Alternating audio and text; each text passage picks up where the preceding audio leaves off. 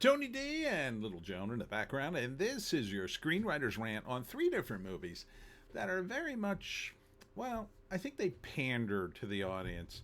Maybe a little too hard. Smash a like and subscribe. Thank you for smash liking and subscribing. Check out my books. The links are in the description. Comedy Horror in South Jersey. It's the Pineys, books 1 through 16. Available at Amazon.com. Don't forget, Kindle Unlimited is free. First up is Freaky Tales, starring Pedro Pascal, kind of an anthology movie. Then Don't Get Eaten, a zombie movie, and Cannibal Mukbang, which is kind of almost similar. So, Freaky Tales. This takes place in the year 1987, and it's kind of an anthology with Pedro Pascal as a low-level criminal. He's got to do one last job, but he doesn't want to do it. Eventually, he tells his employers to F off, and then they're like, you can't get out. So I like these low-level crime things. I don't like Pedro Pascal, but this is very much something in my wheelhouse. I'm very tempted by it, but it tries almost a little too hard to pander to people from the 80s or 80s files, I guess you would say. There's a guy in it who ends up picking up a sword and going after some of the gangsters trying to rob him. It's not Pedro Pascal. There's other people in this. So here are all the guys. Pedro Pascal, Ben Mendelsohn. I've heard that name. Jay Ellis. Oh, yeah, I think he's a comic. Angus Cloud, Normani, and Dominique Thorne. Written and directed by Ryan Fleck and Anna Boden. Rated R for adult situations. It's a little tough to parse since it is some sort of anthology. But I guess what ties it all together is the crime. Somehow. So, like, Pedro has to do one last job. He does it, but then they won't let him.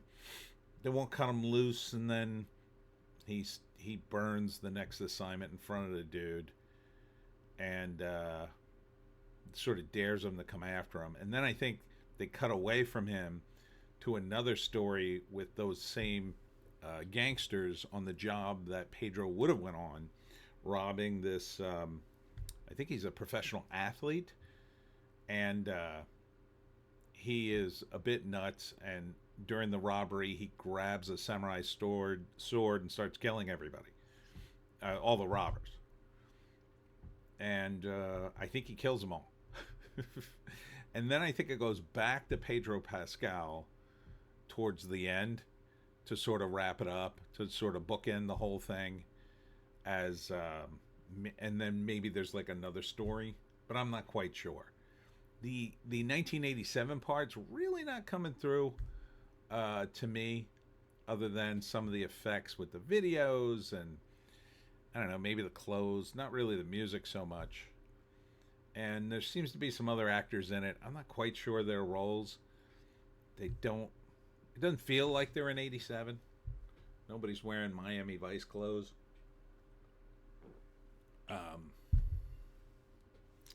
But again, it feels a little bit try hard to me. But despite all that and Pedro Pascal, I would probably give it a chance. I wouldn't see it in the theaters, but I would give it a chance on streaming. So, yeah, let's read the write-up. No write-up. We have to go to the IMDb. Freaky Tales. There it is. Shot last year. Tom Hanks. Are you kidding me? 4 interconnected stories set in 1987 Oakland, California, will tell about the love of music, movies, people, places, and memories beyond our knowable universe. I don't really get that. You're telling me Tom Hanks? Did I read that right? Tom Hanks? Yeah, he's in it. Weird. Why wouldn't they advertise him being in the movie? I guess it's more of a cameo. Yeah, here's Jay Ellis, who plays Sleepy Floyd. He's the guy I think they rob, and then he pulls out the sword. So, I don't know. I'd give it a chance, I guess. I don't have high hopes for it, though. Next up is a movie called Don't Get Eaten. So the premise is this is a family. The husband works as an online doom prepper kind of guy, but he basically makes videos about how to survive a zombie apocalypse. And I guess they're popular enough he's making a living. And he involves his daughter, and he kind of drives his wife crazy. And she's at her wit's end. So they go to couples counseling, and the counselor suggests they go on vacation in a cabin in the woods and not do any videos, and just spend time together. So they do, and it turns out the zombie apocalypse happens, and they don't have all their stuff, I guess. And so then they have to fight zombies at this cabin. And at first, he thinks it's some of his fans showing up, goofing around. But then, he quickly realizes that, they have to fight. And he's practiced for this day every day. And so him and his daughter and his wife have to fight the zombies. So it kind of looks almost like a family-friendly zombie movie. It's a little low key, little low budget. You can see the makeup isn't super great. It's okay. I mean, it's almost passable, but this looks very low budget. But it looks fun. I would give it a chance. Here it is. A YouTuber dad takes his family on a trip in the woods where they'll have to survive a possible zombie apocalypse. Well, I don't think there's anything possible about it, but yeah, I would watch this. I watch almost every zombie film that comes out. So, but again, feels a little try too hard. Feels a little, but I like the angle. There's not a lot of zombie movies that feel like zombie movies and sort of cater to the family kind of thing. So this appears to be in that realm. It doesn't appear to be any super gross things in it. So maybe this is a zombie movie. If your kids are in the zombies, they'd be like, oh, you could watch this maybe. And I don't know that for sure, but maybe look at it first. But and I like the title, Don't Get Eaten. And finally, Cannibal Mukbang. So this is about a guy who falls in love with a beautiful redhead who does videos online where she eats a bunch of stuff. Mukbang, they call that. And they fall in love, and she is a really good cook. And but then it turns out she's also murdering people, and I think she's eating them too. But she only kills bad people. And so he starts to help her. And but I'm not sure where this is going. They look awfully happy together. I'm not seeing the conflict, but I suspect she takes it too far, and he finally has to go, what the hell am I doing? Written and directed by Amy Cooge. Another low-budget affair. I like the lead a lot. She's very pretty. Very, very cute. But she's got good energy about her, too. Very sexy. So I like her entire deal. So, and they don't really show it, but I could see her snapping out eventually at the end of this thing, and then he has to kill her. That's probably the way it goes down. So, like, first act, they're dating, it's great, until he finds out, oh my God, she will kill a person if gets too grabby. And then he has to make a decision. He decides he's okay with it, I guess, in the short term. Continues to date her. She continues to kill people, but only bad people, and there's like a list of rules, and if she stays on that line, he's kind of okay with it. But then I think eventually she goes too far, and then he probably has to fight her because then she turns on him. I'm guessing, because I'm guessing she's crazy. Maybe that's why I think she's so hot. Uh, so that sounds okay, but again, it feels a little try hard. Feels a little pandering.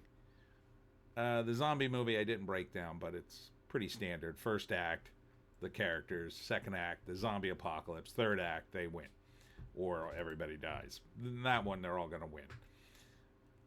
Okay, so the order of these: Freaky Tales, Don't Get Eaten, and Cannibal Mukbang. What would be on the bottom? I would probably put Freaky Links on the bottom, only because it doesn't scream 80s, and they're kind of pushing that hard, and I'm not really seeing the 80s, a lot of the 80s part of it. And I know I said it tries a little too hard. It tries a little too hard to be weird. And that you don't show Tom Hanks. I don't remember seeing him, but I think you ought to show Tom Hanks' scene, but maybe that was part of his deal. I think I still would see it, but it's sort of a weak recommendation. Number 2 would be Cannibal Mukbang. I think this concept would probably get tiresome very fast. I feel like during the dating scenes, eventually I'm just like, okay, where's this going? But if they kept it short, I think I'd be okay with this. The tagline is an exploration of one's relationship with food, sexuality, and revenge. It asks, how far would you go in the name of love? Yeah, I wouldn't treat it that seriously, but, I'd probably watch it. And the one I definitely watch would be Don't Get Eaten. Here's the little girl fighting the zombies. It just seems fun. It just seems fun and quirky, harmless zombie movie fun. And I like zombies, so I'm totally biased. Freely admit that. But yeah, so there you go. 3 movies that probably want to stream them all. Anyhow, that's it for me, Tony D and Little Joan. Check us out on the green site, the orange site, and the black site for more videos. Tomorrow I'll be at the Rose Hill Assisted Living Facility for my talk on how to hunt the Jersey Devil at 2 p.m. That's for the residents and their families. If you want to come, you have to call and see if they allow outside people. I don't know if they do. Sunday, I, however, will be at Nerdfest, and that's in Swedesboro at the, I believe it's the Holiday Inn Express. That's from 10 to 4. That is totally open to the public, and it's a good time. There'll be comics, there'll be games, and people in costume, and Funkos, all that cool stuff. So come on out. Hope to see you there. We'll see you